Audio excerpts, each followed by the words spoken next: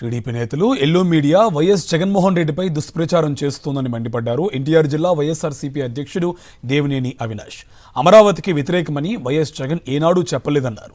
YS Jagan అనని మాటలను అన్నట్లుగా వక్రీకరించి ప్రచారం చేస్తున్నారని ఆగ్రహం వ్యక్తం చేశారు.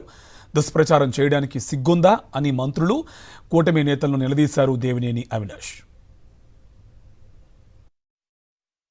మా నాయకుడు వైఎస్ జగన్మోహన్ రెడ్డి గారి మీద, వైఎస్ఆర్ కాంగ్రెస్ పార్టీ మీద, కూటమిలో ఉన్న నాయకులు కానివ్వండి, తెలుగుదేశం పార్టీ మంత్రులు కానివ్వండి, నాయకులు కానివ్వండి, మరీ ముఖ్యంగా ఎల్లో మీడియా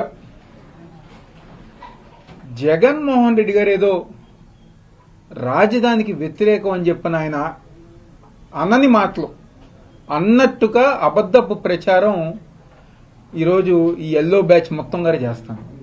మీకు నిజంగా విలువలు ఉంటే, నైతిక విలువలు ఉంటే జగన్మోహన్ రెడ్డి గారు ఏం చెప్పారు? ఆయన ఎక్కడ వ్యతిరేకం అని చెప్పని ఎక్కడా చెప్పలా.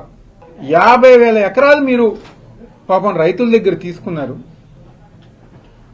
ఒక్కొక్క ఎకరానికి 2 కోట్ల రూపాయలు ఖర్చు చేస్తామని చెప్పని అంటున్నారు. అది 1,00,000 కోట్లు అవుతుంది. అది కాకుండా ఇంకొక 50,000 ఎకరాలు తీసుకుందాం అంటున్నారు.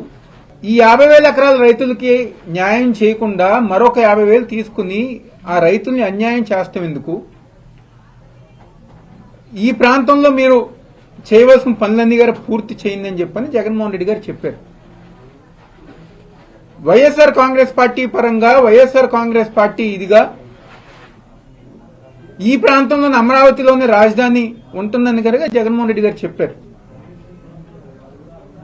అంత క్లియర్ గా, అంత ఇదిగా జగన్మోహన్ రెడ్డి గారు చెప్తే ఈరోజు మీ మంత్రులు కానివ్వండి, మీరు కానివ్వండి,